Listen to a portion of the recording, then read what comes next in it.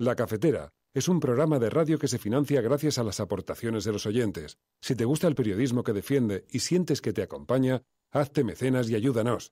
Infórmate en radiocable.com/mecenas.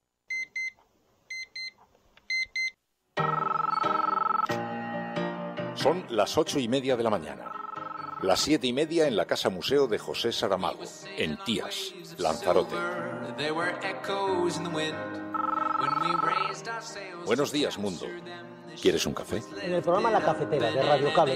En una entrevista en Radio Cable. Durante 20 minutos en Radio Cable y dice todo lo que van a escuchar. Mañana en La Cafetera de Radio Cable. Radio Cable, que ha conseguido una auténtica primicia, ha entrevistado esta mañana y ha conseguido situar esa entrevista y lo que le ha dicho en los titulares de todos los principales.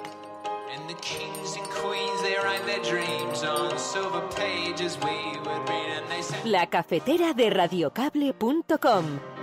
Dirige Fernando Berlín.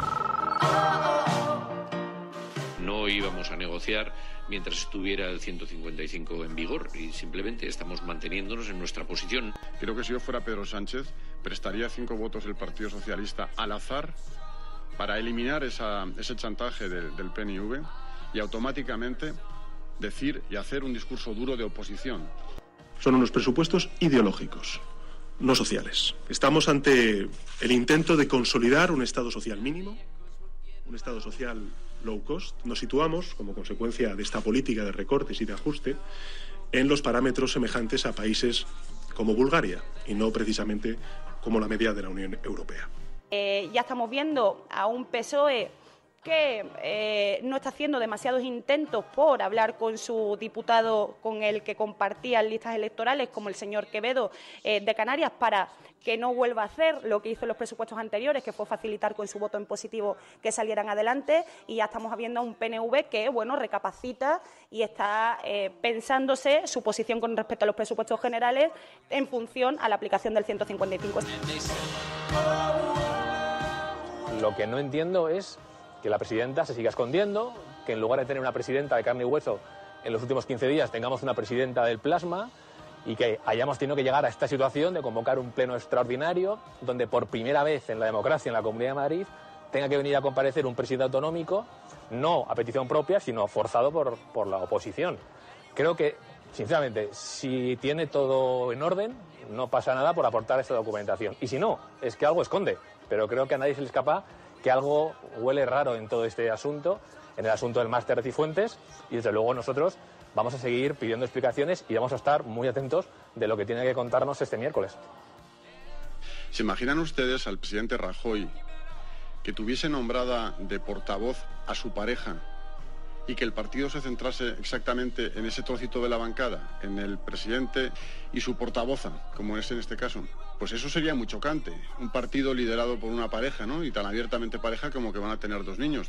¿Cómo es posible que un partido que nació con esa idea de asamblea, aquí pensamos todos, somos muchos, lo decidimos todos, pero acaba siendo tan obvio como que el portavoz y su novia o su pareja pues controlan todo el partido, solo hablan ellos cuando hay que dar algo gordo y los debates importantes son entre ellos y solo ellos?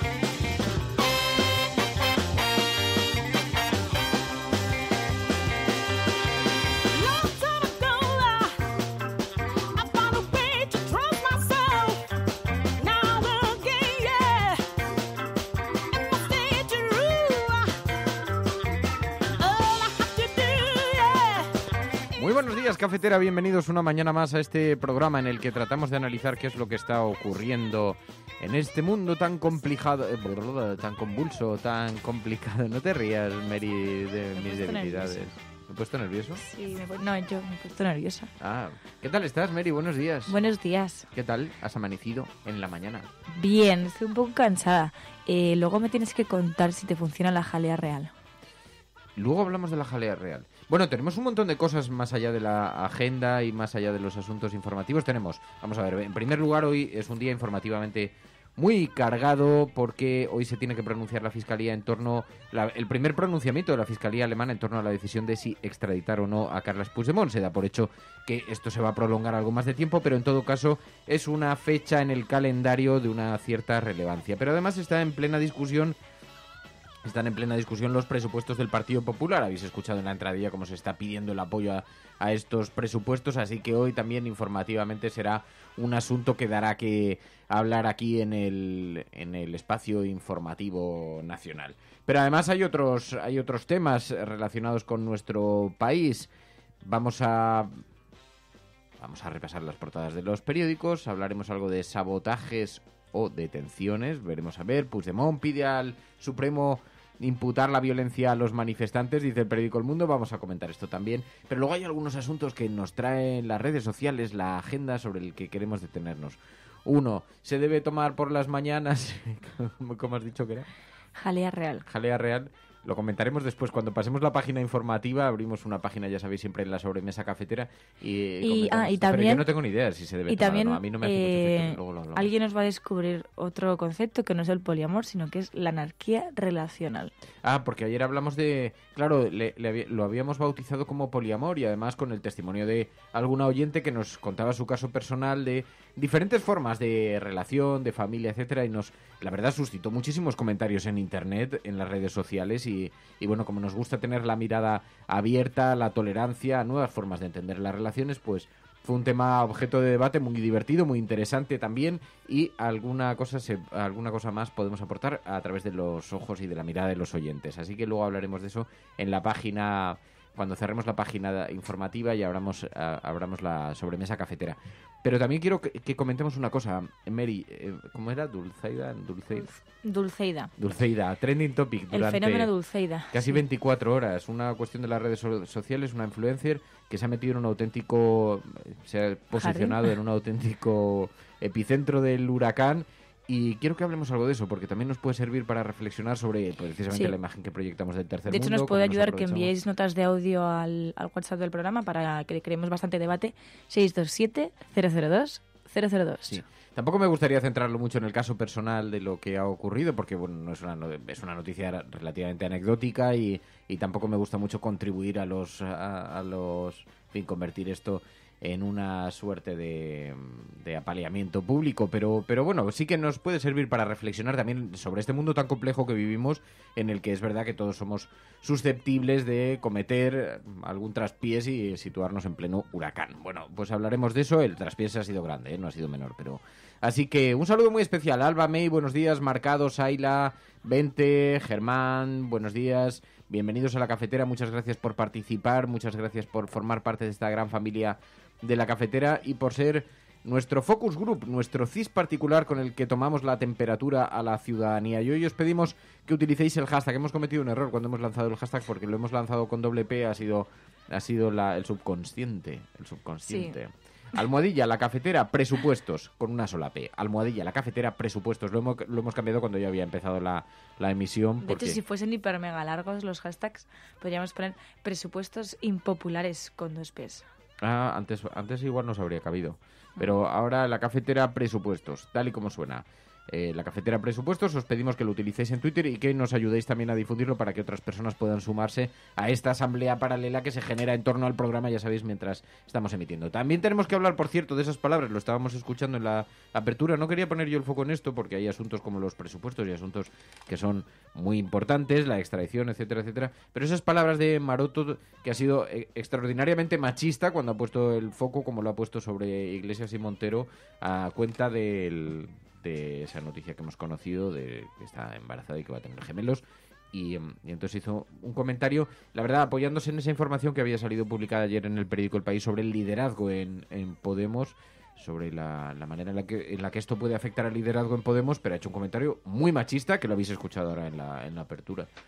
Bueno, esto a mí me llamó la atención porque creo que Maroto, más que que muchas otras personas tendría que entender lo que significa pertenecer a un colectivo que sufre también y ha sufrido de la represión, del señalamiento y también de muchas críticas totalmente injustas. Y creo que por eso tendría que tener una empatía hacia un colectivo como es el de las mujeres, que también ha sufrido y que sigue sufriendo el machismo y también pues por parte de Maroto, ¿no? Yo creo que tendría que tener cierta empatía, pero bueno, ya hemos visto que no la tiene, y además ha sido de los únicos políticos que se ha pronunciado de esta manera con respecto a este tema, porque es algo muy personal que ellos han sacado ya a la palestra política, pero sobre todo para pues sobre todo lo que decían, ¿no? Como una justificación y para explicar también pues que veremos a Irene Montero pues embarazada.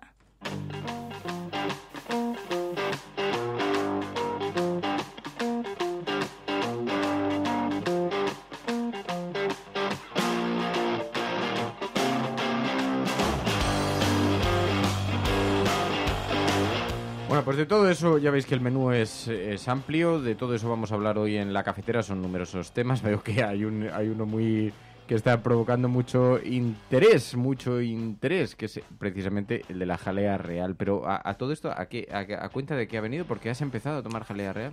No he empezado, lo he pensado esta mañana mientras salía del metro y digo, estoy cansada, me vendría bien la jalea. Mi hermana Maca, como está en la tele ahora haciendo este espacio de salud y que van médicos y gente así y les recetan vitaminas y cosas no sé qué, me ha recomendado unas vitaminas que la verdad es que empecé a tomarlas, pero luego te cuento que tampoco sé, porque yo nunca me he querido muchas de estas cosas, siempre me he dejado llevar un poco por la alimentación, ¿cómo se dice? La alimentación amplia y completa. Ahora lo que te tengo que contar, equilibrada. Lo que te tengo que contar luego, os lo tengo que contar. Flipé ayer con un supermercado que descubrí por aquí por la zona detrás de Plaza de España, totalmente oriental, totalmente chino-japonés, con todo tipo de productos, desde carne de secadas a setas de todo tipo de secadas, bolsas gigantes de setas, bueno, unas cosas alucinantes. O sea, compré unas cosas de algas, bueno, luego os lo cuento porque fue como de pronto teletransportarse a Oriente en unos metros. Una cosa alucinante, bueno, en fin, las historias de tal. Bueno, La Cafetera, esto es La Cafetera, si lo estás escuchando eres La Resistencia. Almohadilla, La Cafetera, presupuestos. Almohadilla, La Cafetera, presupuestos. Sí, la he liado un poco gorda con el hashtag, con el doble hashtag, es el lanzado equivocado, pero el acertado, el correcto. Almohadilla, La Cafetera, presupuestos.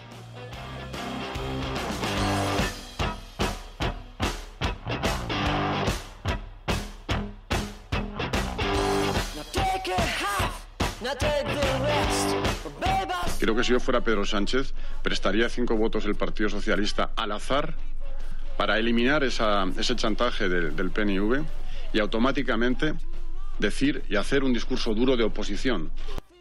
Este fue la frase polémica del día, la invitación, el brindis al sol de Maroto pidiendo al Partido Socialista 5 votos en solidaridad por los acuerdos a los que han alcanzado a lo largo de la legislatura, por ejemplo, en torno al 155, entre otras cosas, y los matices a los que accedieron en el Partido Popular a solicitud del Partido Socialista, y en contestación a eso dice Maroto que el PSOE debería, por una cuestión de responsabilidad, facilitar 5 votos para sacar adelante los presupuestos. Unos presupuestos que están siendo estudiados en este momento por los grupos políticos. Hay, pues una cierta curiosidad por saber qué partidas esconde, pero ya tenemos algunos datos interesantes sobre los mismos presupuestos que podemos comentar a lo largo del programa, porque hay algunas cuestiones relacionadas con los recortes, con cómo se han producido, y sobre todo los recortes que se llevan produciendo a lo largo de la legislatura y que están siendo destacados por los partidos políticos para denunciar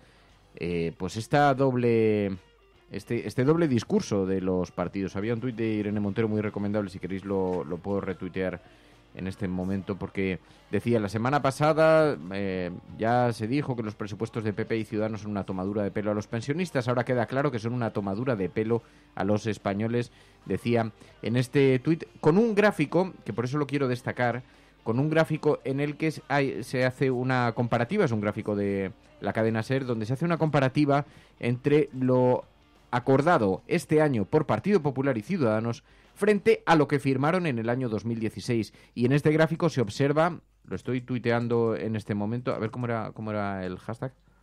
La Cafetera. La Cafetera. Presupuestos. Presupuestos. Y en este gráfico lo que vemos es como, bueno, estos recortes tan importantes que hemos conocido. Fijaos, lo voy a retuitear en este instante. Y, a ver, con unos deditos para abajo para que se vea a qué me refiero. Así. Y tuitear, ahí lo tenéis. Y vemos algunas partidas como, por ejemplo, el recorte. Año 2016, el acuerdo de investidura. Eran las partidas previstas para el 2018. Bueno, pues en aquel acuerdo de investidura, Partido Popular y Ciudadanos firmaron en el año 2016, por ejemplo, superar los 2.600, llegar a los 2.600 millones de euros en el complemento salarial garantizado. Bueno, esto se ha reducido a menos de 600. Y así, partida por partida, vemos el plan de gratuidad de los libros de texto. Pues de los 600 millones pasamos a menos de 200. De los permisos de paternidad y maternidad, de cerca de 1.000 millones, pasamos a 200. De la financiación estatal de la dependencia, pasamos de los 600 millones a los 200. Con este acuerdo de presupuestos para el año 2018. El plan contra la pobreza infantil, que casi alcanzaba los 2.000 millones y ahora no va a llegar ni a 400. Así, partida por partida, el gráfico es verdaderamente demoledor. Claro, parece una tomadura de pelo absoluta. El crecimiento que tanto se nos anuncia y que desde luego no llega en absoluto a los bolsillos de los ciudadanos. Así que vemos como el Gobierno y Ciudadanos han reeditado, pero a la baja, las cifras presupuestarias que permitieron la investidura de Rajoy en el año 2016, así titulaba la cadena SER, y os recomiendo de verdad que echéis un vistazo a la noticia porque es absolutamente demoledor ver cómo se ha producido un recorte en absolutamente todas las partidas principales, todas las partidas sociales. Bueno, pues se le está pidiendo el apoyo al Partido Socialista y Maroto pide que se le ceda estos 5 votos, que lo ceda el Partido Socialista. Ha dicho Pedro Sánchez que eso no va a ocurrir, que son unos presupuestos ideológicos. Son unos presupuestos ideológicos, no sociales. Estamos ante el intento de consolidar un Estado social mínimo, un Estado social low cost. Nos situamos, como consecuencia de esta política de recortes y de ajuste, en los parámetros semejantes a países como Bulgaria y no precisamente como la media de la Unión Europea. Así que, mientras tanto, además, el Partido Popular está a la espera también del apoyo del PNV para poder sacar adelante estos presupuestos, pero el PNV ha dicho que no van a negociar mientras el artículo 155 siga en vigor. No íbamos a negociar mientras estuviera el 155 en vigor y simplemente estamos manteniéndonos en nuestra posición.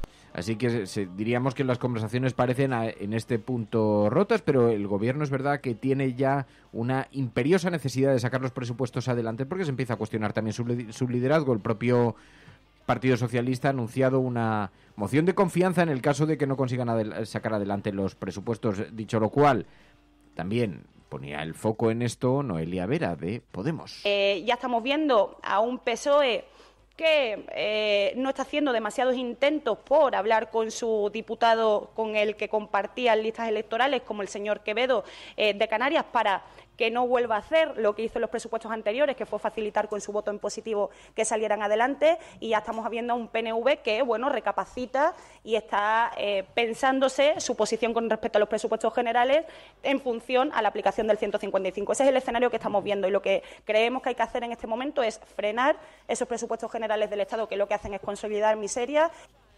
Bueno, es que me llama la atención porque no está en las portadas hoy de los periódicos. Estamos viendo mucho Cifuentes, que se hablará en estos días. Mañana tiene que comparecer, sabéis que va a comparecer para tratar de ofrecer alguna explicación, aunque las informaciones que van cada día, que nos van despertando cada día, son cada vez más complejas para ella, para su defensa, pero a cuenta de este máster que ella dice hizo, pero no aparece ninguna prueba sólida sobre su participación en el mismo, e incluso ya se empieza a especular sobre la posibilidad de que se hubiera incurrido en algún tipo de delito de falsedad documental. Así que es compleja la situación y vemos que las portadas sí se refieren a este asunto. Si queréis ahora después nos podemos fijar en eso, pero no se habla de los presupuestos, aunque ya vamos a tener Susana Díaz está pidiendo reunión a Rajoy sobre financiación autonómica. Le he hecho llegar al presidente del Gobierno una solicitud para mantener una reunión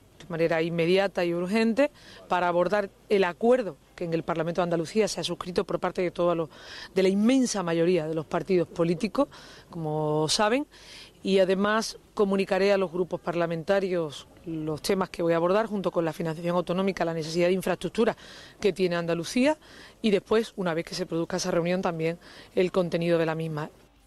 Así que problemas de financiación, división en torno al apoyo a los presupuestos y una cierta paciencia. Nadie quiere calentar el ambiente, aunque se intenta colocar el foco sobre Podemos para que parezca que es el partido que no ofrecerá apoyo a estos presupuestos, a conseguir sacarlos adelante, mientras que es verdad que ya empieza a titubear el Partido Socialista y también el PNV, que sin embargo daba la impresión de que estaba en la línea de aprobarlos. Bueno, veremos a ver qué es lo que ocurre. Las noticias se producen cuando se cuentan, cuando se producen, no antes. Pero mientras tanto, pues vemos que está colocado en algún pequeño titular, pero muy pequeñito. El gobierno solo gastó un 30% de lo presupuestado para I+D en 2017, dice el periódico El País en portada, que es el único periódico hoy que lleva este asunto cuando habla de Rajoy, que reduce su proyecto a aprobar los presupuestos. PP y Ciudadanos multiplican las presiones sobre el PNV para que cumpla su pacto y dé luz verde a las cuentas del año 2018. El gobierno, dice el periódico El País, ha rebasado ya el punto de no retorno y se juega la continuidad de la legislatura y por tanto que Mariano Rajoy siga en Moncloa hasta 2020. Dice esto, ha rebasado el punto, se juega la continuidad a que los presupuestos salgan adelante. Cristóbal Montoro, ministro de Hacienda, presenta hoy en el Congreso unas cuentas para 2018 que carecen de grandes líneas de política económica y están plagadas de guiños electoralistas, dice el periódico El País. El gran objetivo de estos presupuestos es dotar de estabilidad a un ejecutivo que se ha visto paralizado por la irresuelta crisis catalana, dice el periódico El País. Queda menos de un mes para lograr convencer al PNV que dé su apoyo a la ley. Los nacionalistas vascos se mantienen en apariencia firmes en su decisión de votar no mientras siga en vigor el artículo 155 de Cataluña. Ayer escuchamos, por cierto, también a Rivera hablando del liberalismo, una tendencia en Europa, dice. Por cierto, me consta que hay algún medio de comunicación que está preparando, algún medio de comunicación internacional francés que está preparando un perfil sobre Albert Rivera comparándolo con Macron. Y ayer, precisamente, aludía a Macron, Albert Rivera. Hemos visto en Italia como Forza Italia y el Partido Democrático no sumaban ni el 40%, un poco parecido a eso, ¿no? Hemos visto como en Francia Macron fulminaba literalmente al Partido Socialista y a los republicanos, que no llegaron a sumar, creo que fue 19,6%, ¿no? Un 25%. Por tanto, hay una tendencia donde el liberalismo político, social, económico, nuevos proyectos reformistas están superando y sustituyendo al viejo bipartidismo del socialismo o del conservadurismo europeo. Así que hago una lectura no solo nacional, es una cierta tendencia internacional.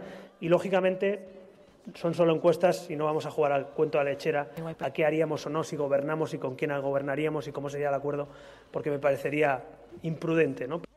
Eso decía Albert Rivera. Bueno, mientras están los presupuestos en el foco del huracán, el periódico El País sugiere que hay que cooperar para desbloquear España. Es un artículo de opinión de Íñigo Errejón. Estás escuchando La Cafetera, si lo estás haciendo es que está en portada, hay una llamada en portada a este artículo del periódico El País. Si estás escuchando esto, eres La Resistencia, no estás sola.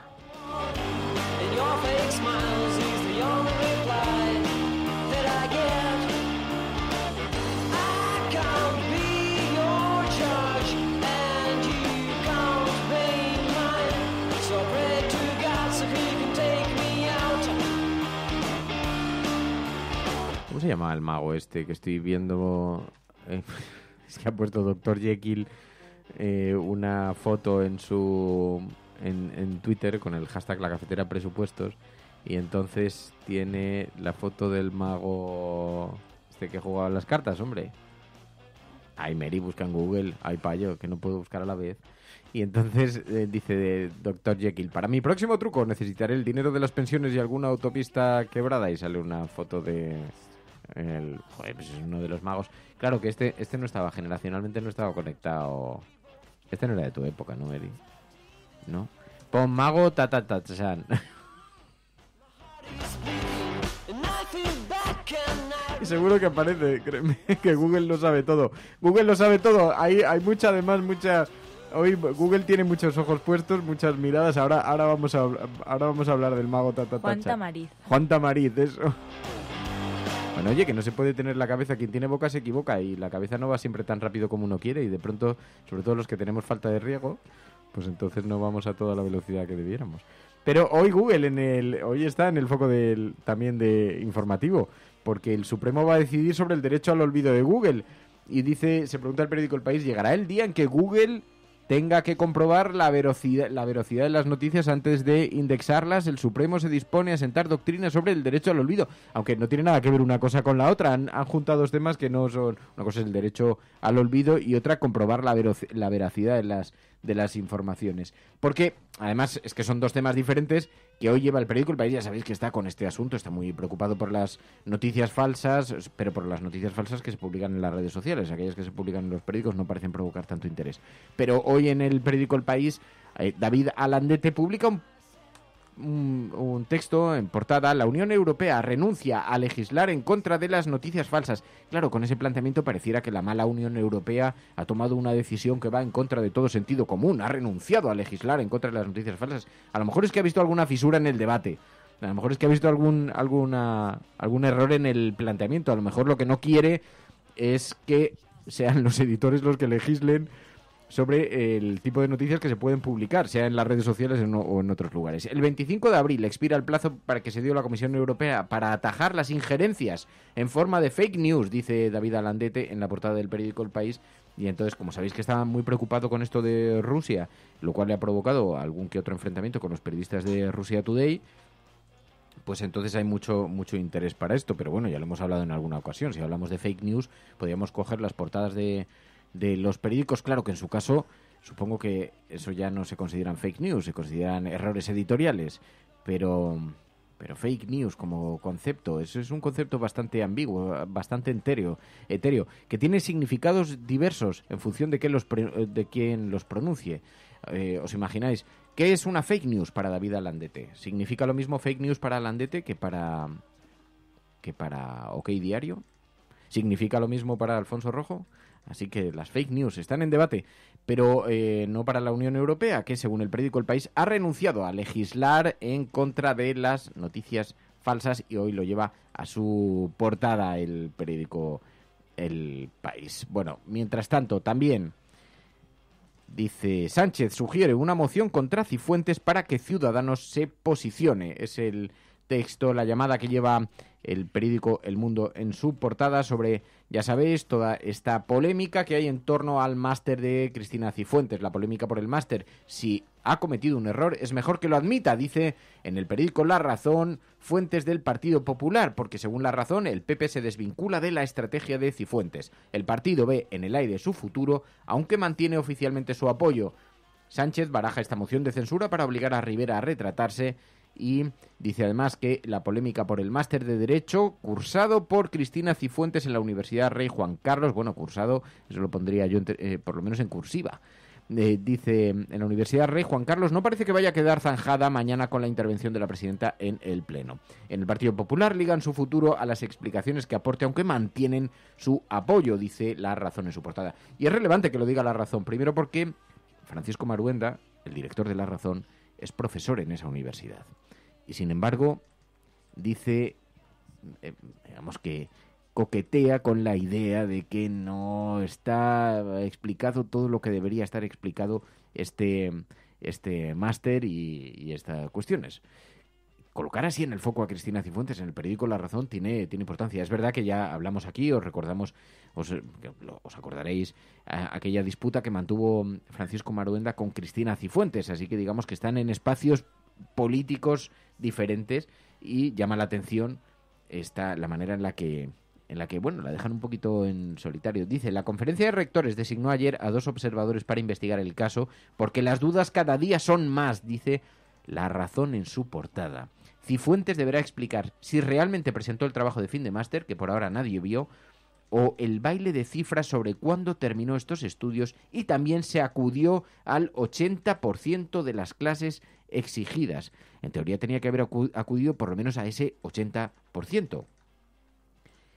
Y según el periódico La Razón, en esa frase que queda perdida, pero por el enfoque, por la manera en la que van llamando la portada, con la dimensión en la que lo llaman, y por estas, en fin, por estas palabras, dice, para investigar, por las dudas cada día son más, dice el periódico La Razón, algo debe saber Francisco Marduenda para sostener así este tema. Bueno, el caso es que ayer se pronunció Ignacio Aguado, máster de Cifuentes. Lo que no entiendo es que la presidenta se siga escondiendo, que en lugar de tener una presidenta de carne y hueso en los últimos 15 días tengamos una presidenta del plasma, y que hayamos tenido que llegar a esta situación de convocar un pleno extraordinario donde por primera vez en la democracia en la Comunidad de Madrid tenga que venir a comparecer un presidente autonómico, no a petición propia, sino forzado por la oposición.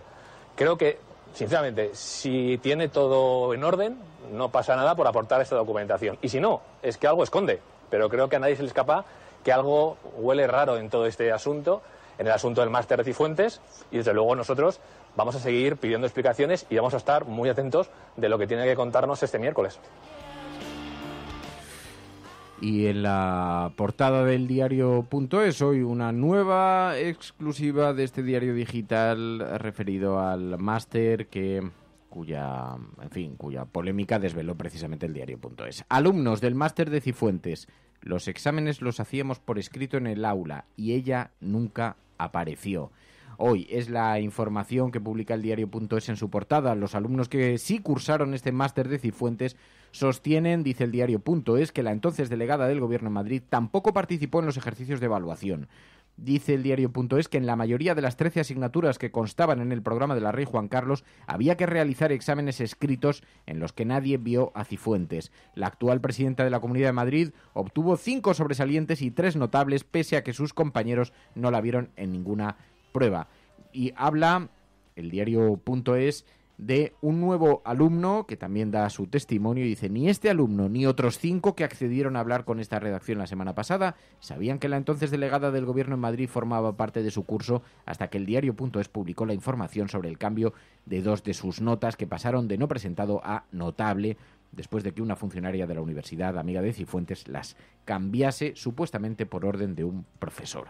Está por ver en qué deriva todo esto, pero Cristina Cifuentes mañana va a comparecer y tendrá que explicar cuáles son los detalles de cuáles son sus nuevas, cuáles son sus argumentos sobre su participación en este máster, una información de la que el Partido Popular parece estar distanciándose, pero que ya el apoyo parece haberse perdido, porque está en muchos de los grandes periódicos y nadie está apoyando. Además, hay alguna otra información que todavía promete ampliar algo, si cabe, la polémica. Dionisio Ramos, amigo de Cifuentes, implicado en el tamallazo, también hizo el máster de la presidenta madrileña. Ambos se hicieron amigos en la Universidad Complutense hasta el punto de que la presidenta madrileña fue testigo en la boda de Ramos en el año 93.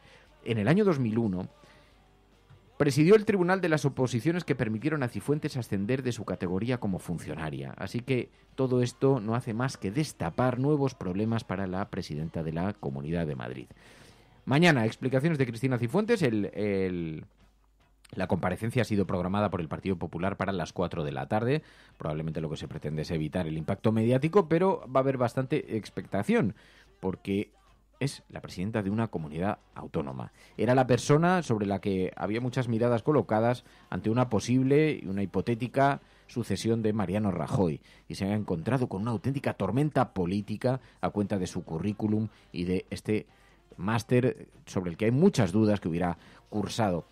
Y claro, también muchas dudas en las redes sociales. Además hay mucho cachondeo con esto, con las horas que estará dedicando a escribir su máster de fin de curso, su trabajo de máster de fin de curso, y que debe llevar toda la Semana Santa encerrada haciendo folio por folio. Pero esto es cachondeo, no es información, ¿eh? Esto es simplemente especulación y bueno, un poco broma a cuenta de algo que todo el mundo ya empieza a dar por hecho que tiene muy mala salida para Cristina Cifuentes. Bueno, escuchas La Cafetera y si lo estás haciendo, no estás sola. Sigue con nosotras, que tenemos todavía muchas cosas que hablar aquí. Es algo que todos sabemos de algún modo, pero que puede que nadie te haya explicado nunca. Si tú a tu hijo antes de una carrera le dices, te vas a caer, tú no vales para esto, ese niño se va a caer. No hay más opciones, porque le has hecho creer que es posible. Y hay algo que le empuja a cumplir la profecía. Pero si en lugar de eso a ese mismo niño le dices, corre, vuela, no te detengas, y si te caes, aquí estoy para levantarte, ese niño jugará mejor que si nunca le hubieras dicho nada. Hay una responsabilidad ineludible en cómo hablamos, en cómo tratamos a los demás, porque nuestras palabras tienen un poder más grande de lo que nunca hubiéramos imaginado. Cada día tienes la opción de cortar las alas de los demás, hablando del miedo y de la incertidumbre. O puedes dejar que tus palabras les empujen hacia sus metas, confiando en la capacidad infinita que hay dentro de todo ser humano. Se conoce como efecto Pigmalión y funciona en cualquier momento de nuestras vidas.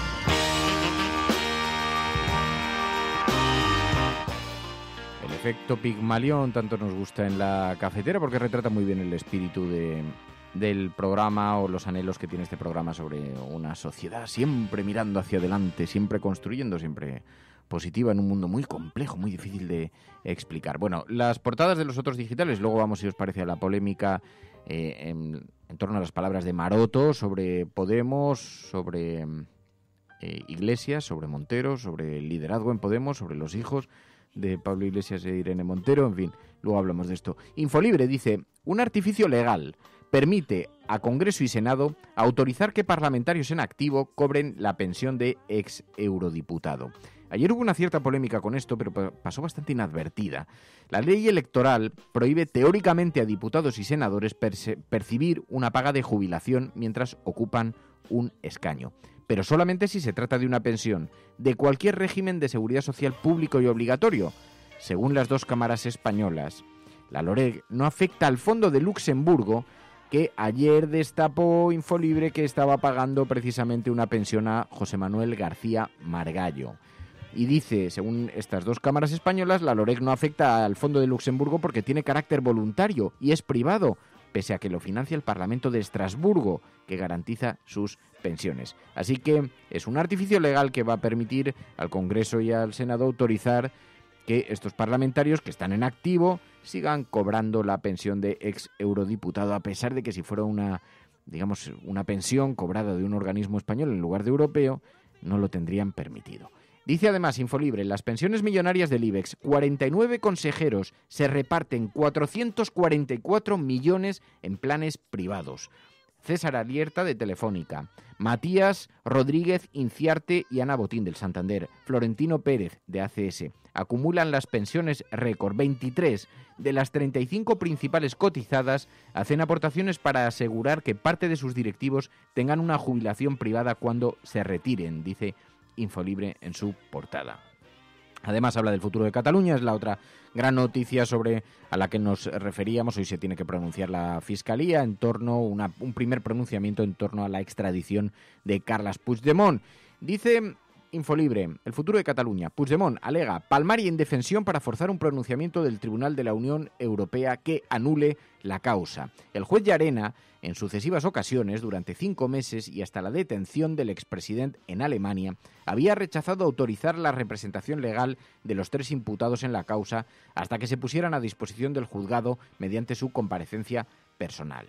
Y además la Fiscalía de la Audiencia Nacional anuncia acciones contra los comités de defensa de la República por algunos incidentes que se han producido y que quieren aprovechar para, digamos, que estos incidentes formen parte de este contexto de hipotética violencia que permita, entre otras cosas, justificar el delito de rebelión que se les está tratando de aplicar, porque de otra manera lo van a tener muy difícil. En la portada de Público.es dice: Podemos se plantea apoyar a Gabilondo si no es un cheque en blanco para el Partido Socialista. Podrían apoyar a Ángel Gabilondo precisamente a cuenta de una hipotética moción contra Cifuentes por su polémico máster. Los socialistas podrían plantear una moción de censura si las explicaciones de la presidenta en la Asamblea de Madrid no son suficientes. Podemos los apoyaría si llegan a un acuerdo de puntos muy concretos, dice Público.es, aunque trasladan la responsabilidad a Ciudadanos, que tiene en sus manos mantener a Cifuentes gobernando, aunque ya hemos visto que su posición es bastante ambigua, que por una parte están escenificando que las explicaciones de Cifuentes no son suficientes, pero por otra parte parece que no están dispuestos a dar muchos pasos. Siempre están jugando con la ambigüedad del discurso en Ciudadanos, siempre diciendo sería muy grave. ¿Pero qué implica eso? Pues que sería muy grave. Veremos a ver.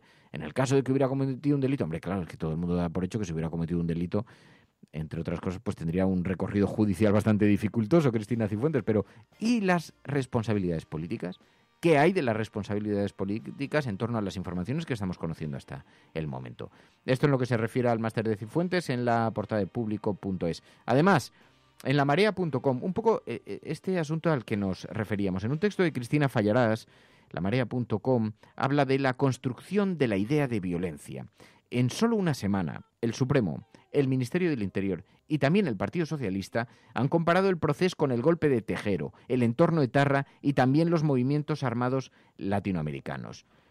Dice Cristina Fallarás que todo esto lo que nos está conduciendo es a encajar en la conciencia colectiva, en la conciencia pública, el delito de rebelión del cual están acusados. Claro, esto supone penas de entre 15 y 30 años de prisión, pero la base para que rebelión sea considerado como tal está en que los acusados hayan ejercido violencia, pero es que vemos como los titulares sistemáticamente están colocando el foco sobre este mismo asunto. Y hace un relato Cristina Fallarás sobre cómo se está contextualizando, cómo se está poniendo este marco a la violencia. Habla de la entrevista en Europa Press de José Luis Ábalos, del Partido Socialista. Y allí describe lo que en su opinión son los llamados comités de defensa de la República. Y dice, es el germen de la Kale Borroka, son los CDR, lo dice. Además habla de la rueda de prensa previa al partido de Premier League del Manchester City contra el Everton. Y allí vemos como Guardiola dice, cuando dicen que somos generadores de violencia se equivocan. Puedes estar de acuerdo o no, ya sabemos que las ideas de cada una son suyos, pero es una injusticia que nos comparen con ETA o con la Kale Borroka, decía Pep Guardiola. Bueno, pues así hay una sucesión de declaraciones. Zoido contestó a Guardiola al día siguiente y decía, intentar imponer un proyecto excluyente a la mitad de la población por las bravas no es democrático. Acosar a jueces, a periodistas, a policías y a todo el que no comulgue con el independentismo es violencia, como lo es intentar presionar a jueces y fiscales y enfrentarse con la policía. Bueno, pues así se ha estado creando el contexto de la violencia que permite justificar la aplicación del delito de rebelión. Un artículo muy, muy interesante de Cristina Fallarás hoy en la portada de lamarea.com.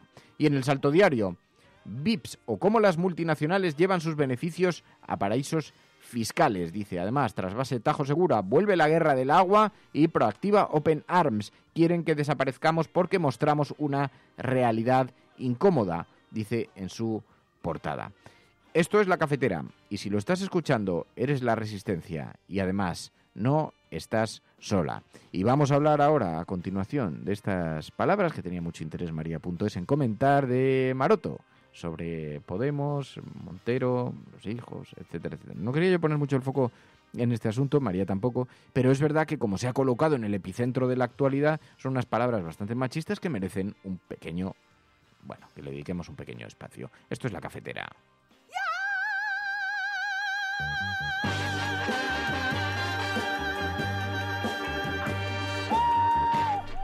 ¿Se imaginan ustedes al presidente Rajoy que tuviese nombrada de portavoz a su pareja y que el partido se centrase exactamente en ese trocito de la bancada, en el presidente y su portavoza, como es en este caso, pues eso sería muy chocante. Un partido liderado por una pareja, ¿no? Y tan abiertamente pareja como que van a tener 2 niños. ¿Cómo es posible que un partido que nació con esa idea de asamblea, aquí pensamos todos, somos muchos, lo decidimos todos, pero acaba siendo tan obvio como que el portavoz y su novia o su pareja pues controlan todo el partido, solo hablan ellos cuando hay que dar algo gordo, y los debates importantes son entre ellos y solo ellos. No, claro, esto se explica, entre otras cosas, porque Irene Montero es la portavoz del partido, no porque se decida o lo decida Pablo Iglesias, que hable o que no hable. Pero en todo caso el comentario es solamente la manera en la que coloca el foco, y es muy interesante esto que decías, a lo que te referías, y estoy viendo que está también suscitando muchos comentarios en Twitter.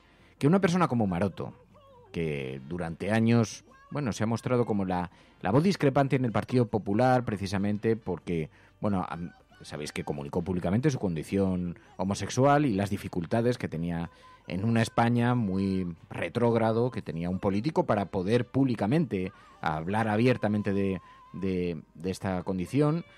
A partir de ahí, que sea Maroto quien encabece un discurso de esta naturaleza resulta verdaderamente, bueno, de hecho eso ha sido el epicentro de la polémica, ¿no? Y luego también lo que dices, ¿no? Que es muy importante el lenguaje, sobre todo cuando eres un representante público y cuando estás haciendo ese tipo de declaraciones.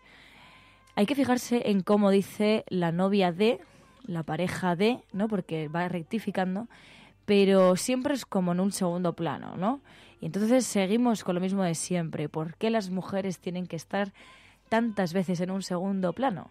No se le ocurre decir el novio de o la pareja de, refiriéndose a Pablo Iglesias. Yo creo que en esto queda ahí mismo retratado, y seguramente se haya escuchado, o si no, pues se lo recomendamos, que se vuelva a escuchar otra vez y que vea que no tiene ningún sentido lo que ha dicho, y que no puede contribuir a algo tan retrógrado como lo que seguramente él se tuvo que enfrentar en su momento a ese tipo de personas que no entendían otra manera de vivir, otra manera de sentir que la que estaba establecida pues por ese tipo de personas tan retrógradas, que él pues ahora mismo está haciendo gala de ese tipo de posiciones tan retrógradas.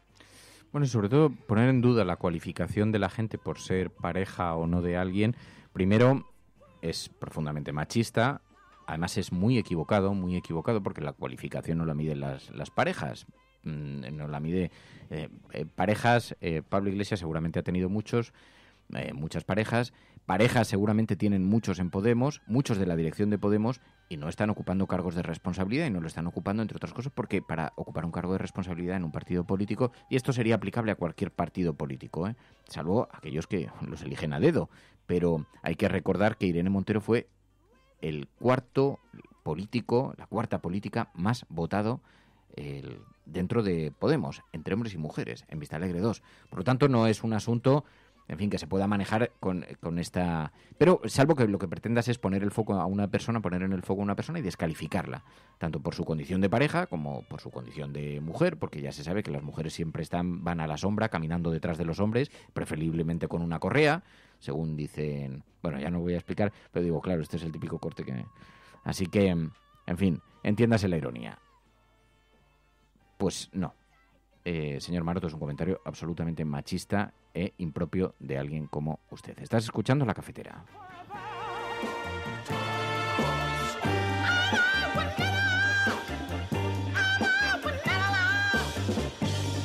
Sí, es lo que dice Belisa. Prefieren que la mujer sea sumisa, se quede en casa, que no salga en medio si no es en el Ola. Bueno, pues esta ha sido la polémica ayer que acompañó a todo este asunto. Bueno, y ahora vamos a hablar de la agenda setting frente a la agenda cafetera. O al revés, la agenda cafetera frente a la agenda setting. Sabéis que la agenda setting es la que marcan los titulares en los grandes medios de comunicación, pero además aquí hacemos una distinción y colocamos la mirada también sobre esas noticias que nos hacéis llegar. Y para eso tienen su espacio en la agenda cafetera. From this day forward, it's going to be only America first. America first. Hemos hecho historia. El cielo no se toma por consenso, el cielo se toma por asalto. En la confrontación electoral venezolana entre uno... Yes, we can. Yes, we did. Bueno, yo creo en la democracia y por tanto yo creo... No, hombre, no era instructora. No, hombre, no. Es que no tienes ni idea. El enemigo es Daesh, el terrorismo yihadista. Cuando nosotros decimos que vamos a bajar los impuestos todavía más que ahora, tenemos credibilidad. Más allá de la agenda setting, está la agenda de los oyentes de la cafetera. Buenos días, cafetera. Parece lo que les pasa es que no sale el referéndum como ellos quieren. Entonces la lección sería: no hagas un referéndum si no lo vas a ganar. Que es la única salida al problema territorial. La verdad es que no creamos en la democracia. En lo que empezamos a no creer es en las encuestas. Que conozco votantes de Izquierda Unida que estarían dispuestos a votar. Tu colaboración es importante. Ayúdanos retuiteando la dirección de este programa.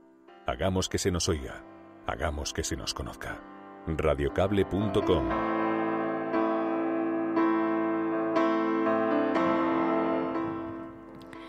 Pues empezamos con una nueva información respecto a lo que tiene que ver con el caso de Cifuentes, y es que dice el diario.es: alumnos del máster de Cifuentes aseguran que los exámenes los hacían por escrito en el aula y ella nunca apareció. En la mayoría de las 13 asignaturas que constaban en el programa de la Rey Juan Carlos había que realizar exámenes escritos en los que nadie vio a Cifuentes.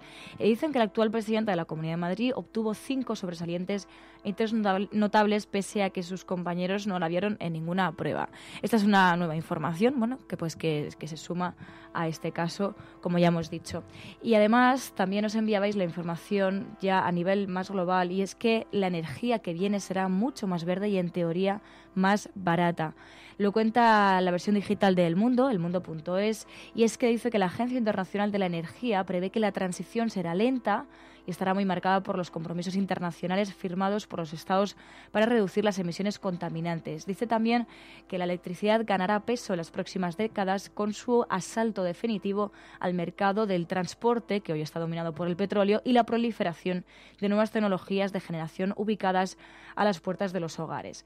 Entonces dice que el auge del autoconsumo y la generación distribuida entre muchos agentes distintos irá en detrimento de las grandes centrales nucleares y térmicas. Los cálculos de esta agencia estiman que la flota mundial de vehículos eléctricos pasará de los 2,5 millones actuales a los 300 en 2040. Este incremento, dicen, producirá un vuelco total en este mercado con la entrada de las grandes eléctricas que ya preparan planes de expansión a través de electrolineras y puntos de recarga domésticos. Así que vemos cómo la electricidad va a llegar también a nuestros propios vehículos tarde o temprano. Y volvemos a un caso en el que pues la cafetera lo vivió bastante de cerca. Se trata de los incendios de Galicia.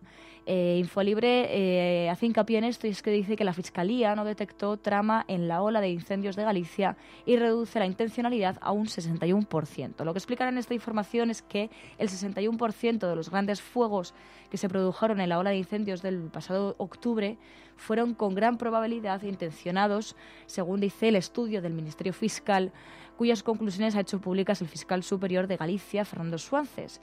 Dicen que con fecha del pasado 14 de marzo la Fiscalía emitió un decreto de archivo de las diligencias de investigación penal que había abierto tras aquellos días, en los que ardieron, recordamos, más de 47.000 hectáreas, murieron 4 personas y se generó una elevada alarma social, dicen, en la comunidad.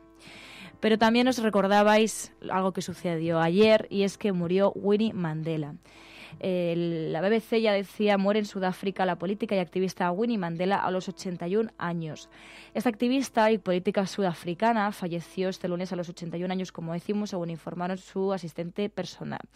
La exesposa del primer presidente negro de la historia de Sudáfrica, Nelson Mandela, fue durante años y junto a su marido uno de los símbolos de la lucha contra el régimen de segregación racial conocido como apartheid. Mientras su esposo, decían en la BBC, estaba en prisión, ella asumió un rol político cada vez más relevante, en parte debido a un constante acoso por parte de la policía de Sudáfrica. De hecho, decían que esta labor la llevó a que fuera llamada la madre de la nación, y de hecho pues su muerte ha girado bastante en torno a todo el mundo. Buenos días, cafetera. Ayer murió Winnie Madikizela Mandela. Creo que es una buena oportunidad para recordarla, no como la mujer de Nelson Mandela, sino como la persona, la líder de la lucha contra el apartheid que fue. Un abrazo. Sí, porque además es verdad que todo el mundo ha destacado su condición de mujer de Mandela, pero fue una luchadora contra el apartheid también muy relevante y es verdad que llama la atención, ¿no? Precisamente cuando estamos reivindicando la autonomía personal y más allá de la obra de alguien tan trascendental como fue su pareja, que es verdad que lo fue, pero es verdad que creo que no hace falta destacar eso porque todo el mundo ya lo da por hecho. Sí, bueno, de hecho, en casos como este, pues también se hace hincapié, ¿no? Decían también que se convirtió en ese símbolo internacional de resistencia contra el apartheid y una referencia para las personas de raza negra que exigían su libertad. De hecho, seguramente también para muchas mujeres. Pero también, hablando de mujeres y también de ciertas dificultades a las que se enfrentan por ser mujeres, nos enviaba Enrique Quesada esta información, y es que ha sido sancionada una legionaria por faltar a la celebración de la Inmaculada. Este tema está dando bastante que hablar en las redes desde primera hora de la mañana, y es que ha sido sancionada con 3 días de multa por no asistir a la conmemoración de la Inmaculada Concepción, patrona de la Infantería, el pasado 8 de diciembre. Esta legionaria adujo que no tenía con quién dejar a su hija de 2 años y ella ese día cerraba las guarderías, y su marido, que es cabo legionario y está destinado en la misma unidad, también debía participar en este desfile, no contando con ningún otro familiar para que se hiciera cargo de la menor. Ante esta imposibilidad de dejar a su hija con alguien, la militar pidió un día de asuntos propios que le fue denegado, al igual que a su marido. Entonces, la resolución sancionadora se limita a señalar que es, dicen, su responsabilidad desplegar los medios a su alcance, organizándose como estime conveniente, sin trasladar su deber de cuidado de los hijos a la institución castrense. Esto es lo que decía la resolución. Y como decimos, pues este tema ha dado mucho que hablar, porque también se podría trasladar a muchos sectores laborales y a situaciones en las que se pueden enfrentar también muchas parejas con hijos. Y terminamos con una información que tiene que ver con algo que hablábamos ayer, ¿no? Con lo que sigue los rescates de personas en el Estrecho. Rescatados 75 inmigrantes en el Estrecho. Este es el titular de la agencia EFE, y explicaba que Salvamento Marítimo y equipos marroquíes rescataron este lunes a 75 personas que viajaban en 5 pateras en aguas del Estrecho, mientras, decían, continúa la búsqueda de los desaparecidos del naufragio del pasado domingo en la misma zona. Así que seguimos viendo cómo hay gente que sigue jugándose la vida para intentar llegar a nuestro país y tener una vida mejor. Before I drift away, speak to my heart, reminding me that I belong.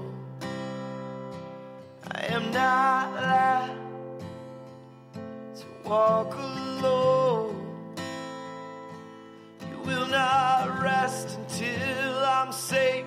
Amaneciendo en el Pacífico Norte, en las Islas Hawái, y recordando a los expatriados. Un abrazo para todos.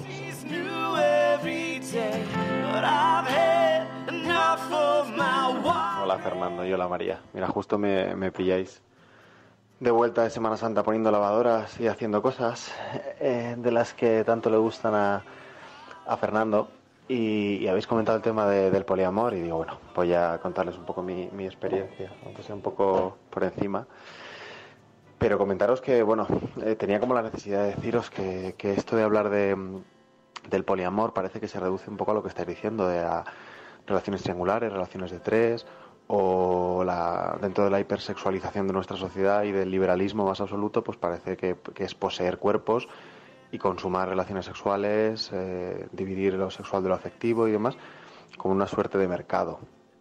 Y comentaros desde mi experiencia que no es para nada una cuestión así, o deciros que a lo mejor esa es la perversión, el poliamor es un poco la perversión de lo que debería ser las relaciones saludables, ¿no? Como dice una amiga, amar, sumar y respetar. Que sí que está un poco contenido en lo que llaman ahora la gente que piensa y reflexiona sobre esto, la anarquía relacional. Creo que es un concepto bastante más jugoso, un concepto bastante más productivo, más rico para pensar las relaciones humanas, y que básicamente se basa en poner los contratos encima de la mesa, contarse las verdades a uno mismo, a una misma, poner las necesidades que cada una tiene, las expectativas y respetar muchísimo a la persona con la que estás compartiendo cualquier espacio, sea sexual, sea afectivo, sea de futuro o lo que sea. Y insisto, no se reduce a lo sexual ni mucho menos. Hay personas con las que puedes no tener nada sexual, hay personas con las que puedes compartir un proyecto de futuro vital aunque no haya sexo, hay personas con las que solo compartes sexo, personas con las que compartes, en fin, es todo un mapa, ¿no? Que creo que todas tenemos esos mapas, ¿no? Nuestras relaciones no entran en cajones de mi amigo, mi pareja, sino que siempre hay grises, como decimos. Un abrazo, cafeteros. Pues sí, es muy interesante, Fran, precisamente esto que dices, porque, bueno, desconectamos con las emisoras FM, vamos a seguir aquí todavía unos segundos y vamos a hablar de esto, pero claro, tenemos que seguir en Internet. Aprovechamos unos segunditos para que las emisoras que nos redifunden por FM puedan desconectar tranquilamente. Un abrazo muy especial a todos sus oyentes y continuamos aquí en la red, que vamos a comentar estas palabras de Fran.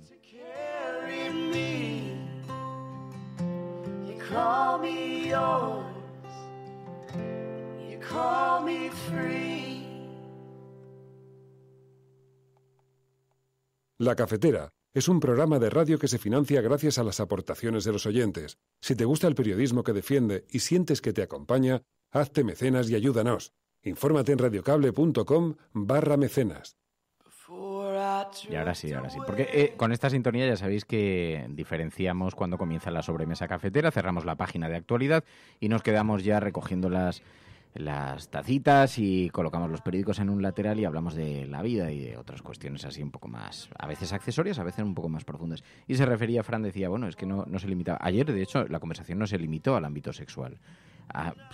Lo que se abrió es el abanico de posibilidades a la hora de abordar una relación. Una relación, evidentemente, no relaciones monógamas, relaciones más abiertas, relaciones, bueno, en las que varias personas pueden estar participando, entrando, saliendo, diferentes. Claro que tiene un componente sexual, en alguna parte puede tenerlo, pero no está necesariamente relacionado con eso, porque puede ser afectivo, puede ser simplemente una cuestión de convivencia, pueden ser muchas cuestiones. Pero yo diría, de lo que se trata es de que toda fórmula es válida. Y en eso discrepo un poco, entiendo el concepto perfectamente al que te referías, Fran, pero discrepo en algo, porque todo es legítimo, todo es válido. Incluso hay gente que aspira a tener solamente una visión sexualizada de eso. Tú decías, bueno, es que es una forma de, digamos, de observación, pues no recuerdo muy bien cómo lo has expresado, pero bueno, creo que nos entendemos. Todo es válido, siempre que sea entre adultos. Y me parece que decías de objetualización de la sexualidad, de convertir en forma de objeto. Aquí lo relevante es que se trata de un espacio, de una mirada que entendemos además desde este programa, y me parece que es bueno reivindicar una sociedad que mire con ojos muy amplios, no solamente este aspecto de las relaciones humanas, que son pues el amor y la convivencia, sino también otras cuestiones relacionadas con la sociedad, mirarlas de una manera un poco abierta, ¿no?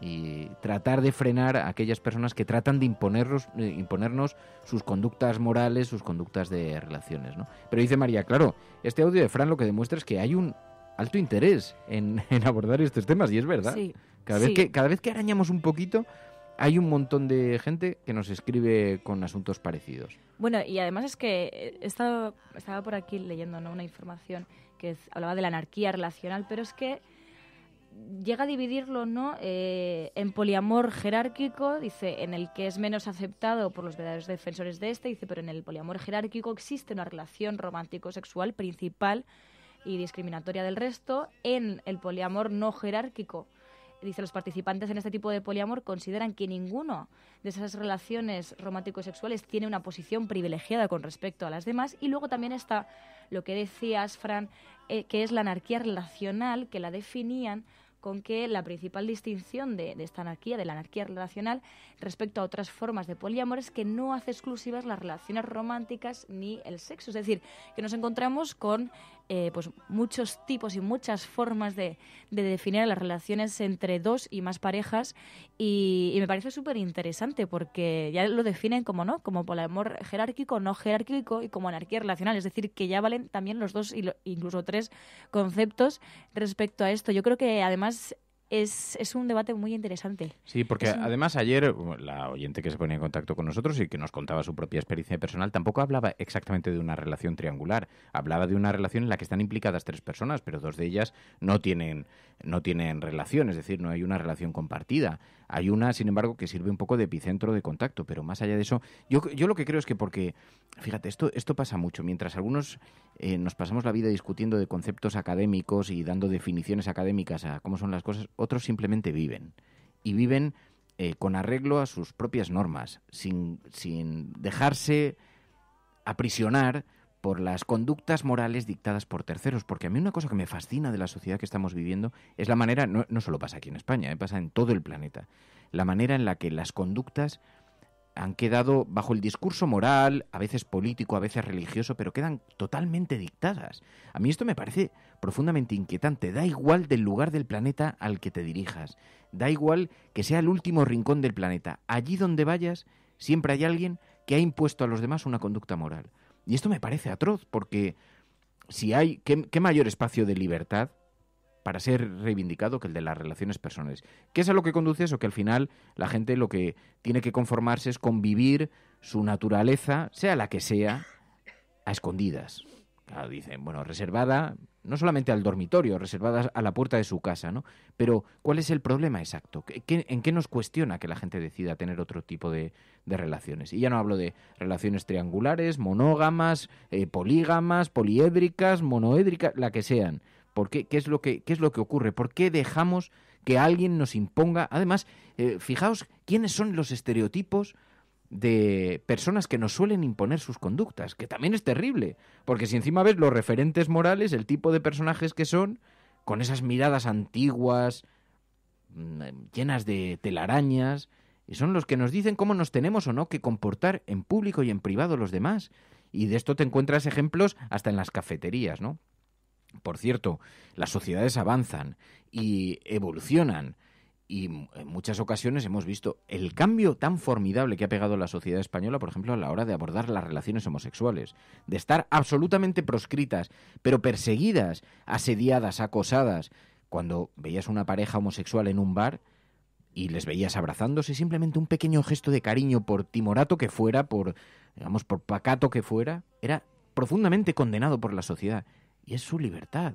Y todavía hay familias, bueno, vete a según qué playas, a según qué zonas de España, a según qué lugares de España, y paséate de la mano un hombre con un hombre o una mujer con una mujer, ¿no? Por cierto, muy, muy, muy interesante, que ayer lo retuiteé, maravilloso además por la manera en la que tiene de escribirlo, es un hilo que está haciendo una tuitera sobre relaciones lésbicas, pero a lo largo de los siglos. Entonces está cogiendo pequeñas historias personales, las convierte en hilo de Twitter. Lo voy a retuitear para que lo veáis ahora, a ver si consigo abrir la cuenta de Twitter, porque lo retuiteé ayer y de verdad, Cristina Domenech. Se llama Señoras que se empotraron hace mucho. Historias, dice, absurdas y reales de señoras históricas, dice, que se comían la cara. Y entonces son historias de, bueno, lesbianas reunidas a lo largo de los tiempos, y hay algunas que son maravillosas, de mujeres que vivían juntas, que le habían dado la espalda a la sociedad, marchándose de la mano a vivir, por ejemplo, en una cabaña alejado del mundo, y cómo la sociedad consentía eso con una absoluta naturalidad, que no lo hacía si hubieran sido 2 hombres, porque entre mujeres se consideraba algo casi fantástico, casi romántico. Mira qué bello, 2 mujeres que se dedican a hablar de poesía, a escribir de poesía y viven en su soledad. Realmente eran amantes, o muy probablemente eran amantes, porque todas las conductas, de verdad, os lo sugiero con todo el para entender lo curiosos que somos los seres humanos, ¿no? La prueba está en el interés que suscitó ayer este tema y los comentarios que nos han ido llegando, ¿no?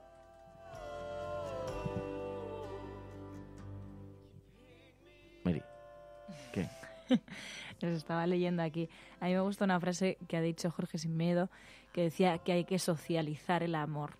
Porque al final, y no solamente el amor, ¿no? Porque hablamos también del amor como un sentimiento único, pero seguramente en todo este tipo de relaciones haya algo más el llamado amor, que luego además no sabemos ni cómo definirlo, porque también el amor que nos han planteado según las películas, los dibujos animados y todo esto, también tendría otro análisis, ¿no? Tendría tiempo para analizarlo, porque nos han contado un tipo de amor totalmente antinatural y al que nunca te vas a enfrentar porque es totalmente surrealista en las películas. Y yo creo que también el hecho de que lo que decías de Cristina Domènech, el hecho de que lo escriba una mujer, me parece también pues relevante, ¿no? Que también quiera darle visibilidad a lo que fue y a lo que sigue pasando, porque al final lo que tú dices es que en realidad estas personas seguramente las cosas que sintiesen y cómo se relacionasen entre ellas lo hiciesen en la intimidad, de puertas hacia adentro, y de puertas hacia afuera no, porque sí que es verdad que las sociedades han tolerado ese tipo de relaciones siempre y cuando no las viesen, ¿no? Es decir, siempre y cuando no vayas pues por la calle cogida de la mano de ella o le hagas muestras de cariño. Entonces, han sido cosas que siempre han estado, siempre las hemos visto, pero nunca las hemos querido reconocer ni las hemos querido ver. Y yo creo que esta es una de las barreras que se ha empezado a romper, pero que queda mucho por romper, porque todavía hay gente que se sigue abrumando cuando ve a gente homosexual cogida de la mano por la calle, no sé, no somos capaces de naturalizarlo. A mí lo que me parece muy interesante es como ayer al hilo de a Sunix, que nos contaba esta historia, oyente del programa, y que nos contaba su propia experiencia personal, y al hilo de cómo, se abre la mirada, y como las sociedades van abriendo la mirada, pero me hacía gracia algún comentario que decía, pues es que yo no lo veo claro. Hombre, es que esto no es una invitación a cambiar tu conducta, ni tu modo de entender, ni tu modo de familia, ni tu tal. Simplemente a tener la mirada abierta al respeto hacia los demás, ¿no? Y es muy interesante. Por cierto, que los hilos de Twitter de Cristina Domènech, que fueron destacados ayer, por eso lo descubrimos en el periódico El País, en el especial en Verne, y contaba el formidable éxito que está teniendo. Miles de personas se enganchan a la historia de dos señoras que no se sabía si eran lesbianas. El hilo que narra un juicio real de la Escocia victoriana ha sido el primero de una serie de relatos históricos sobre mujeres homosexuales.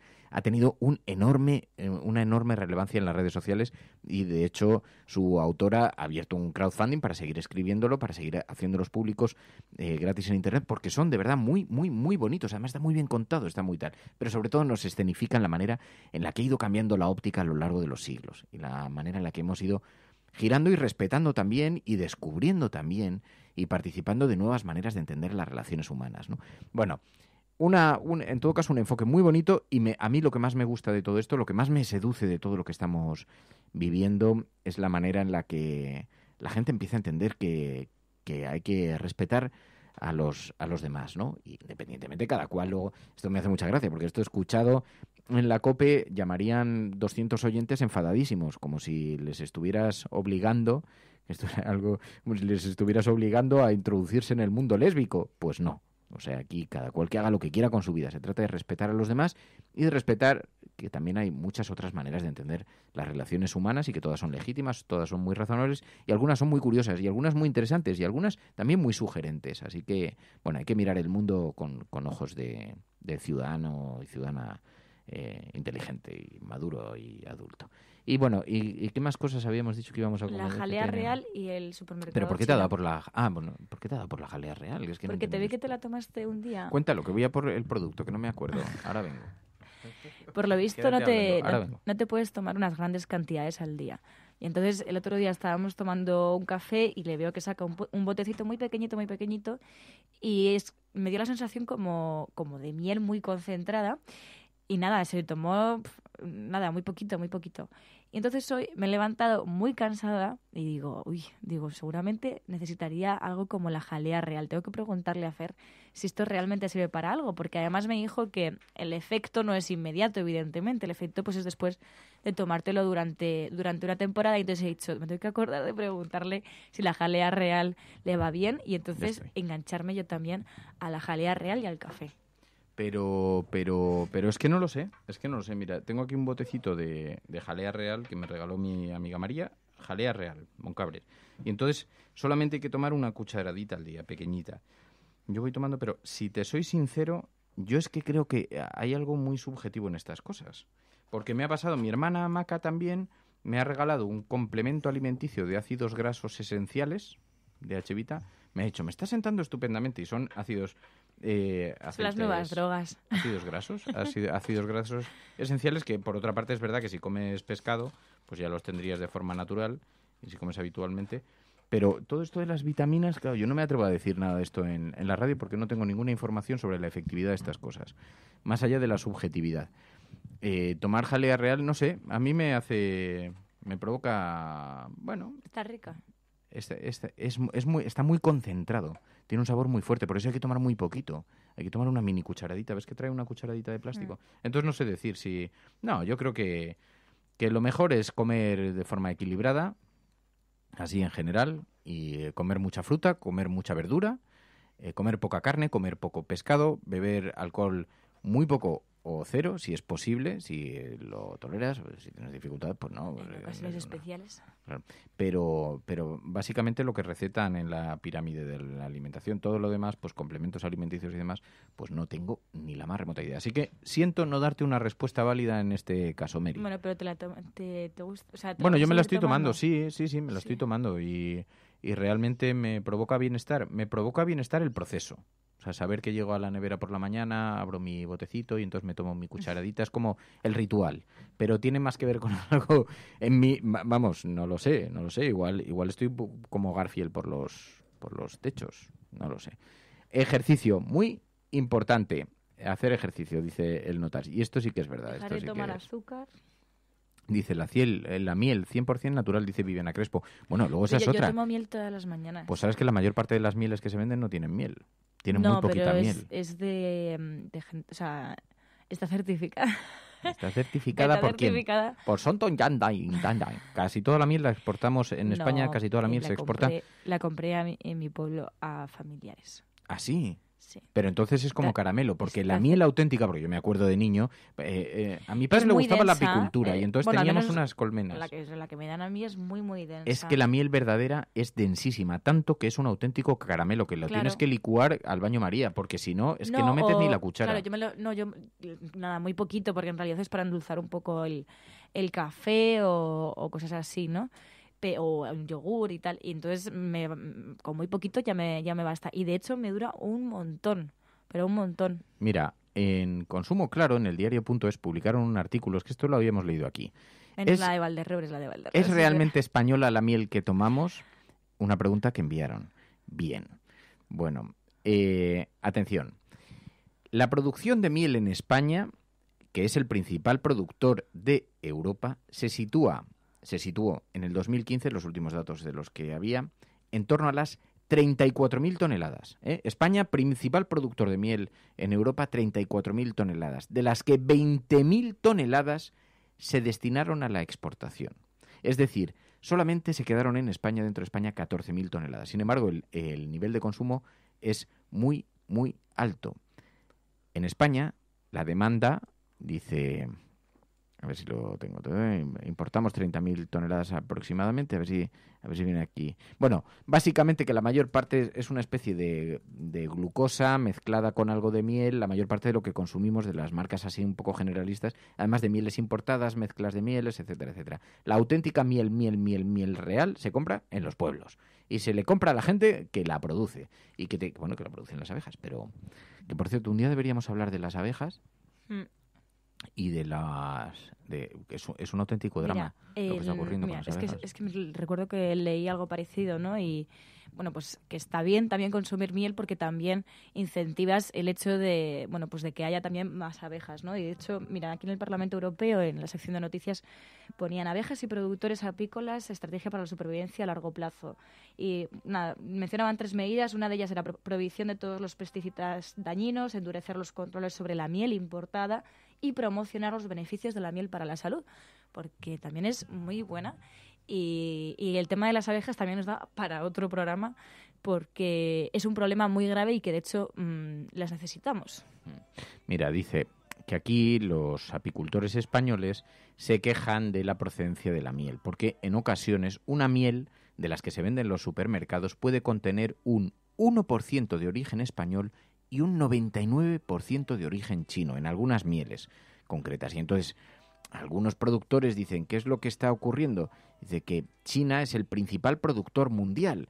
Pero claro, dice, ¿cómo es posible que produzca tal cantidad de miel? Los apicultores españoles se quejan, dicen, bueno, es que hay que ver cuáles son los controles de calidad porque tienen miedo a que presenten restos de pesticidas, de herbicidas, al no ser descartadas las partidas contaminadas.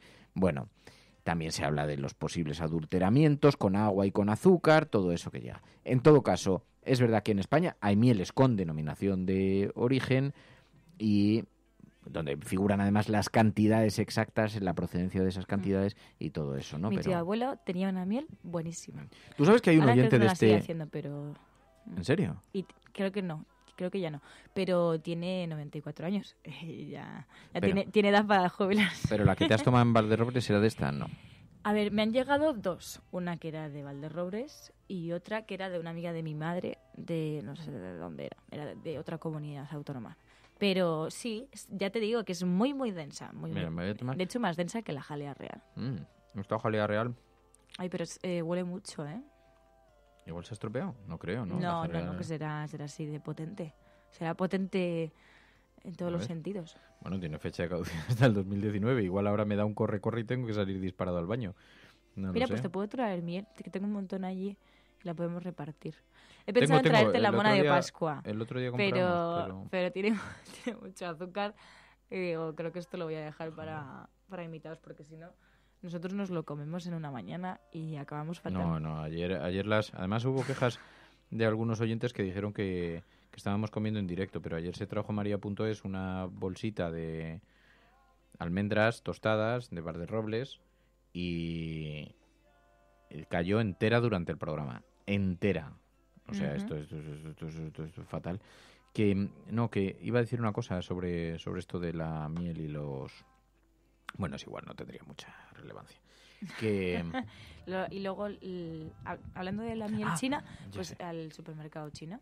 El supermercado chino. Ahora os cuento lo del supermercado chino porque es verdad que ayer lo descubrí, pero déjame que cuente una cosa también, porque es verdad que en las organizaciones ecologistas hay mucha preocupación sobre qué le está ocurriendo a las abejas. Están muriendo por millones en todo el planeta, tiene que ver con los pesticidas, parece, y hay muchísima preocupación porque está afectando muchísimas colonias de abejas y por lo tanto a todo el equilibrio natural, donde sabéis que son parte fundamental de la cadena. Pero... hay alguna experiencia muy interesante que un día tenemos que hablar en el programa. Por ejemplo, la utilización de panales de abejas para proteger los paneles solares. Sabéis que los paneles solares están sometidos en muchas ocasiones a los robos. Tienen muchos riesgos de robos. ¿Qué están haciendo algunos ¿cómo se llaman? Los propietarios de huertos solares. Colocan paneles de abejas y me parece un sistema antirrobo absolutamente maravilloso, porque hay que echarle dos narices para enfrentarte a una colmena enfadada. Que están trabajando allí, que no molestan a nadie, salvo que te metas con ellas y te pongas a dar golpes contra los paneles solares para llevártelos. Luego hay también algunas iniciativas muy interesantes para colocar panales de abejas, colmenas, en las azoteas de los edificios en las ciudades, que está muy bien pensado. Hay gente que le da mucho miedo porque las experiencias cuando eres niño pues te puede provocar alguna preocupación, pero realmente no tienen mucho riesgo. Y se está haciendo en algunas ciudades. Son experiencias muy pioneras que colocan que tiene un objeto pues para mantener además una tradición, para producir miel, para mantener un poco la vida, el ecosistema en las ciudades. Es muy interesante, muy interesante. Paneles solares, sí, es que no sé si lo he dicho bien. Paneles solares. Dice Ardy Knight que lo de los tejados se hace precisamente en París, en algunos edificios, y es verdad que esto es muy, muy bonito. Bueno, y decía que quería contaros algo que igual no es tan sano. ¿Cómo que no va a ser sano? No sé. No. Me pasó que fui a comer a un restaurante. Bueno, es el Yakitori, que es el restaurante, ¿cómo se llama? El presentador de... Chicote. El restaurante que tiene Chicote, que está cerca de Gran Vía. Y entonces pedí un arroz. Era como un arroz oriental. La cosa más rica que he probado. Y entonces le pregunté al camarero cómo lo habían hecho y me dijo que utilizaban un producto, era arroz blanco, un poquito comprimido, que tenía un tipo de de salsa, a ver si consigo abrirlo porque lo apunté y lo tengo muy bien apuntado. ¿Pero salsa para después o para hervir? No, para después, o sea, se le añade, es como una cosa que se compra en los supermercados japoneses y... No es salsa de soja. No, se llama furikake. Furikake. No es exactamente una salsa, es una especia que tiene trocitos de algas, tiene así como, pues no lo sé, sésamo y algunas tal. Luego además lleva una pequeña salsa de sésamo que está hecha en base a las propias semillas, pero que tiene un poquito de mayonesa, tiene un poquito de tal.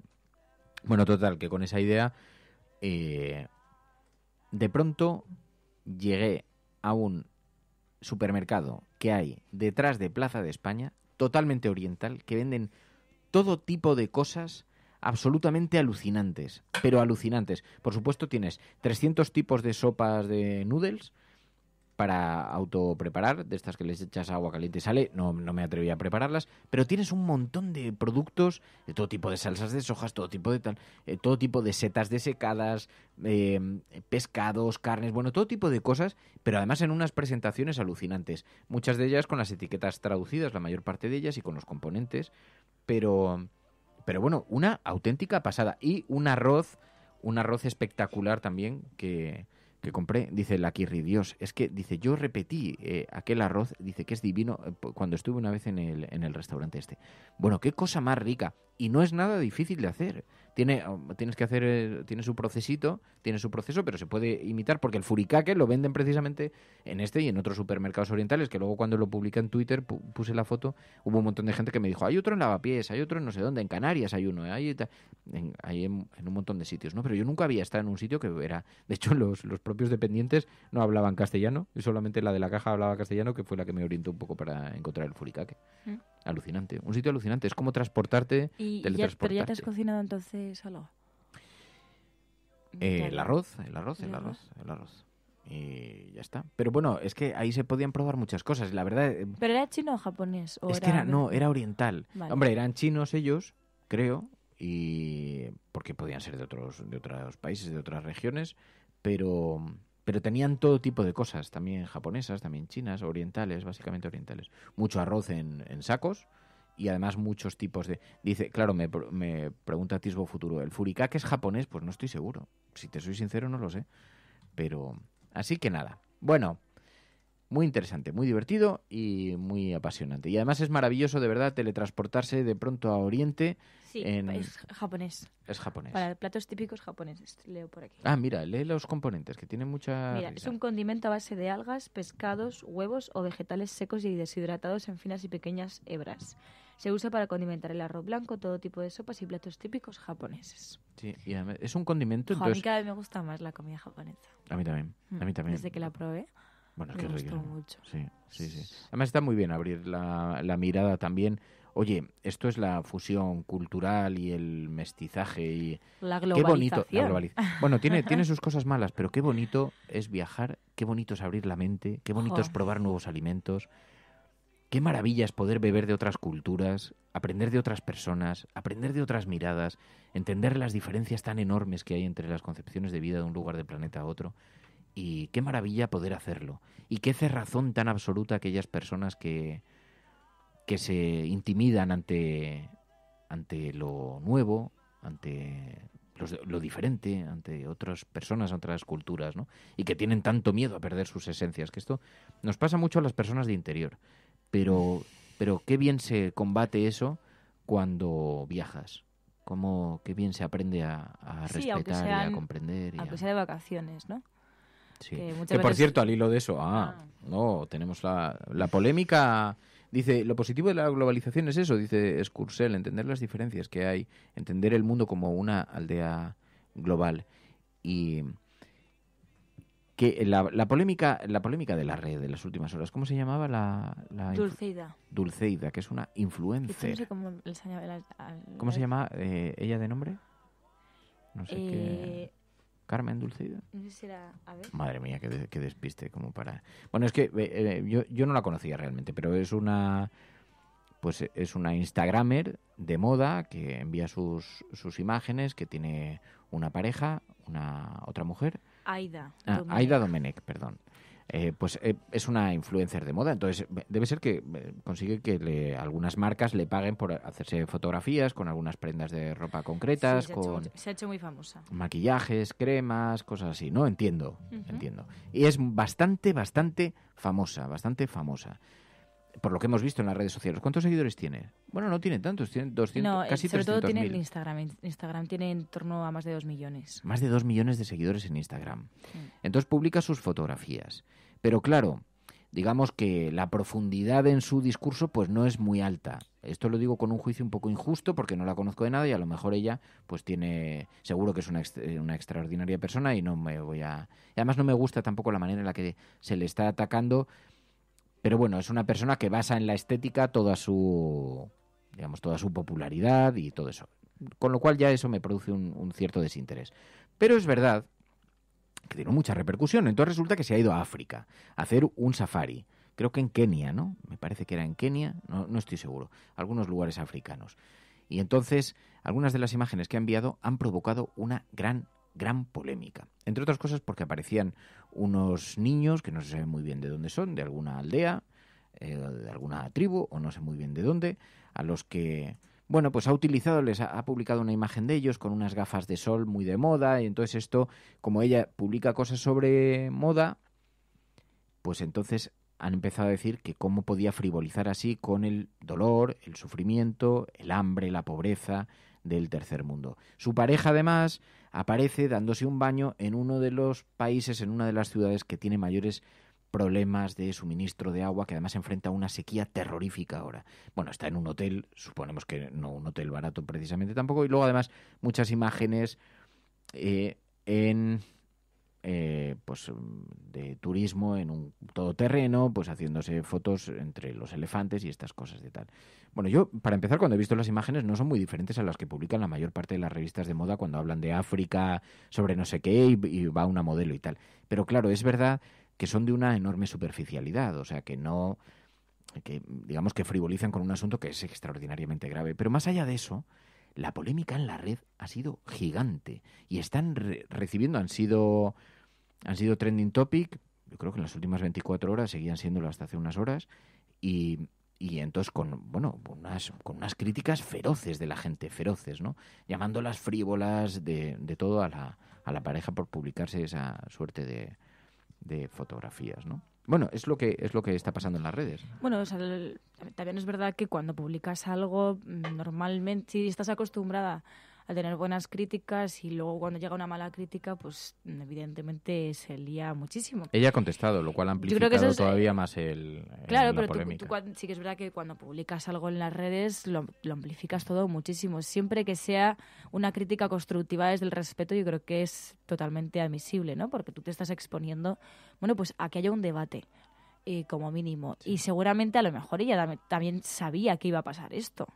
Sí, ¿no? Pero mira, hay algunos comentarios que es verdad que son interesantes. Ha estado desafortunada, pero nos valemos de cualquier cosa para montar una polémica, y hay algo de linchamiento también en lo que está ocurriendo. Dice Dr. Jekyll también, dice, no sé quién es esa persona, pero me parece que la gente está sacando los pies del tiesto.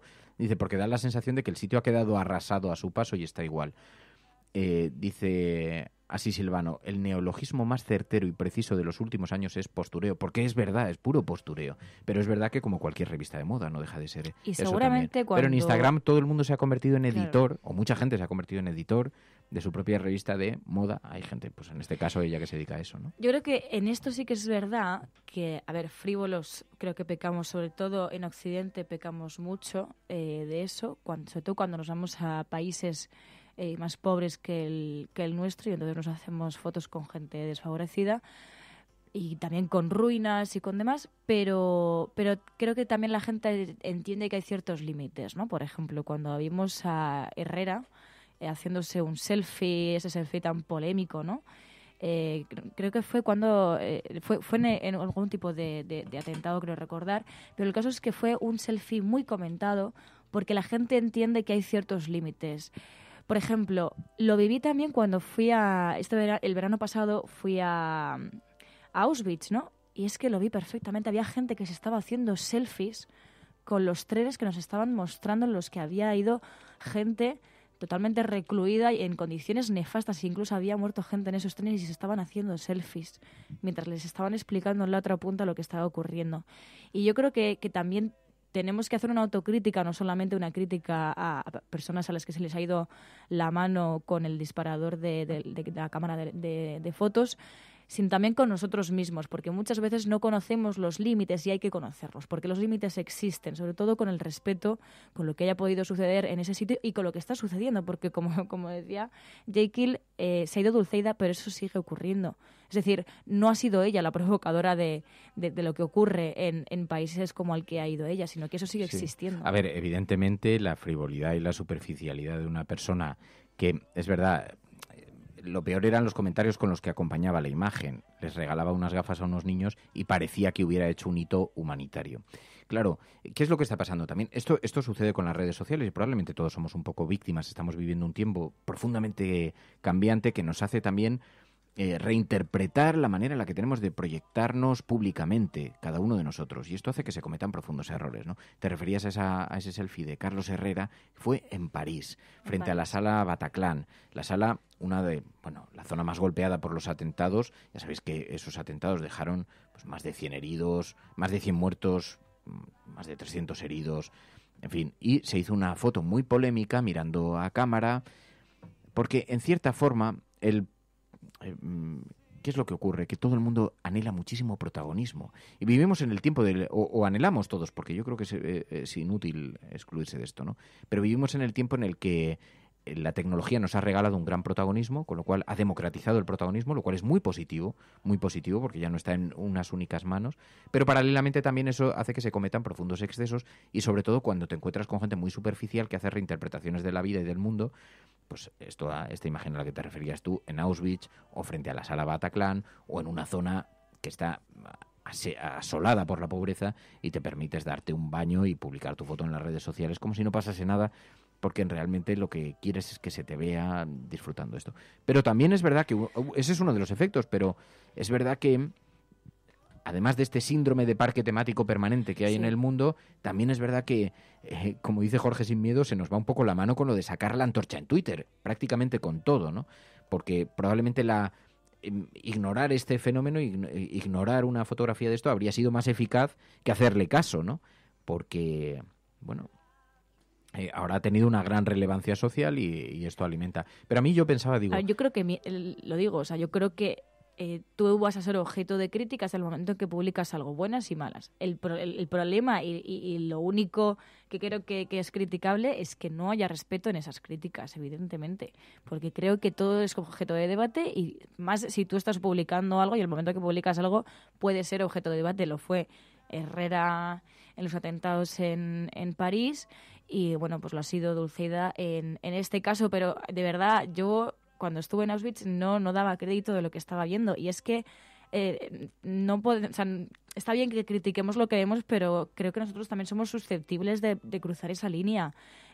Tenemos que entender que hacerte un selfie o que hacerte una fotografía con cara sonriente enfrente de Auschwitz, enfrente de los trenes en los que sucedió esto, yo creo que lo puedes hacer, evidentemente, porque vivimos en un país libre, vivimos en un mundo libre en este tipo de cosas, pero creo que nos tiene que hacer reflexionar porque... Yo creo que el problema es falta de sensibilidad y falta de formación.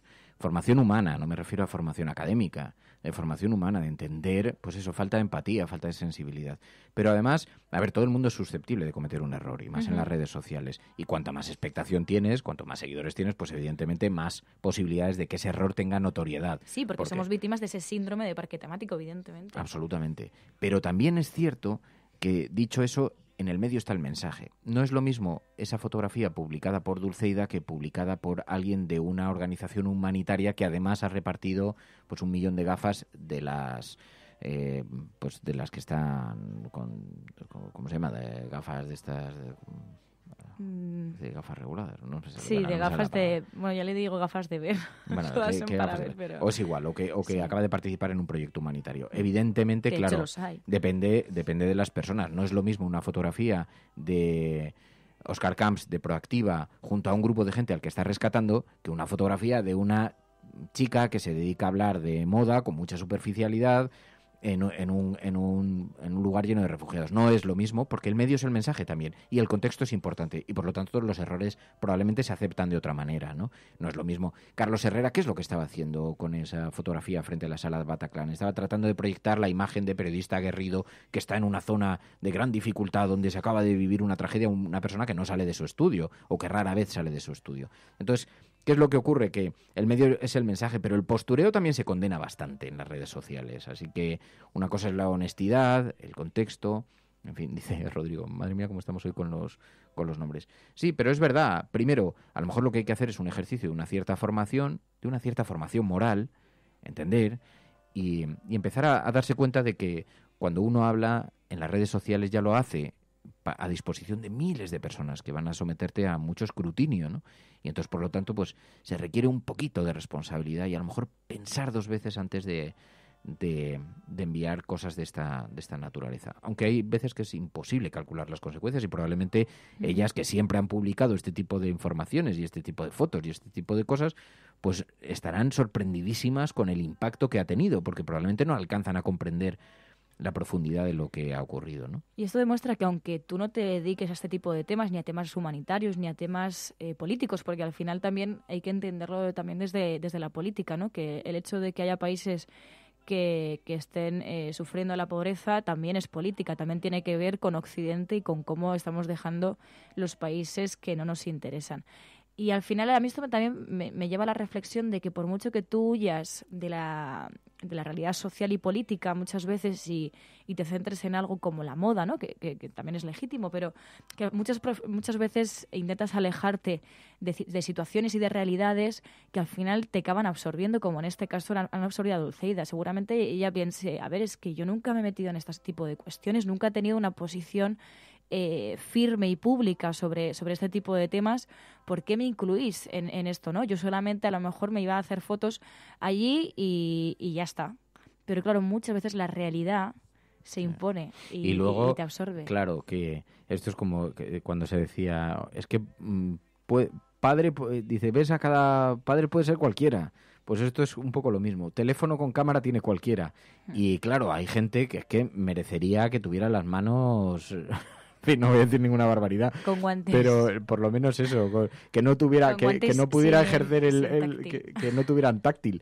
Porque dice Enrique de Gracia, dice, es que me pasó lo mismo en Auschwitz, dice, con la vitrina del pelo, con una soga, la gente haciéndose fotografías, dice, un auténtico circo muy triste. Y dice Alba May, dice, porque en esta época del selfie, yo he visto gente subida en ruinas milenarias para hacerse selfie. Y dice, una de las que más me horrorizó recientemente en un templo aymara, una gente subida a la piedra sagrada, ignorando a quienes les pedían que se bajasen.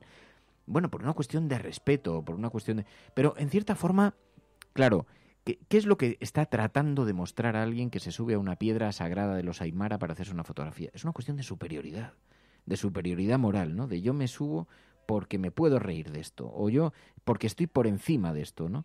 Entonces hay algo de superioridad. Pero, bueno, sea como sea, lo que es verdad es que tenemos mucho que aprender en esta nueva sociedad que estamos construyendo, que es muy compleja, porque todos somos... También es verdad que las redes sociales han hecho cosas fabulosas y han reencontrado mucha gente también. Sí, sí. No hay que tampoco demonizarlas, no, ni demonizar el móvil, además, ni demonizar que llevemos una cámara en el móvil. Muchas veces también sirve como denuncia incluso de injusticias que estés viendo. O sea que... Yo creo que en este programa también somos bastante conscientes de eso y muchas veces... Bueno, que hay aspectos, desde luego, en las redes sociales, como los hay en conductores. Dice, no se nos ocurriría estar cuestionando al automóvil por el hecho de que alguien se meta por dirección contraria o por el hecho de que alguien cometa una imprudencia involuntaria. Pero dice Paco Germen, claro, porque luego está la contradicción que tenemos todos personalmente, ¿no? Dice, claro, aquí hay mucha gente criticando a esta youtuber, pero lo hace utilizando tecnología que es más barata gracias a la mano de obra esclava precisamente en esos mismos países. O sea, que no es... Es una extraordinaria complejidad, ¿no? Bueno, no sé muy bien cómo ha logrado tener tanta notoriedad este asunto, porque lo cierto es que ha sido trending topic, pero sobre todo es verdad que nos posibilita abrir un poquito más la óptica, más allá de esta fotografía y este caso concreto, para mirar a este cambio tan transformador que está suponiendo la posibilidad de todo el mundo, de comunicar públicamente desde cuestiones personales hasta acontecimientos particulares, Así que es un nuevo mundo al que nos enfrentamos con numerosas incógnitas, pero también con numerosos aspectos maravillosos, como por ejemplo la posibilidad de juntarse en torno a una taza de café por la mañana y poderse relacionar con miles de personas en este gran abrazo colectivo que supone la cafetera cada día. Así que nos vamos a marchar con esto, con esta reflexión. Mary, thank you very much, muchas gracias. Muchas gracias. Un buen día. Y a los oyentes y a las oyentes de este programa les emplazamos mañana a volver y a participar de nuevo en este desayuno colectivo. Esto es La Cafetera. Si lo estás escuchando, eres la resistencia allí donde estés y no estás sola. Buenos días, buenas tardes o buenas noches.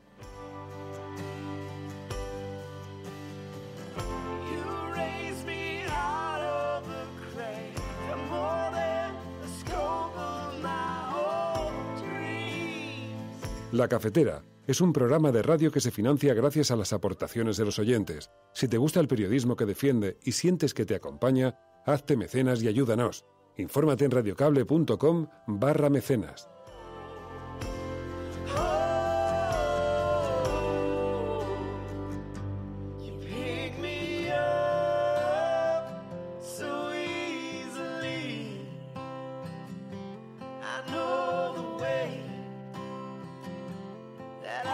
Can be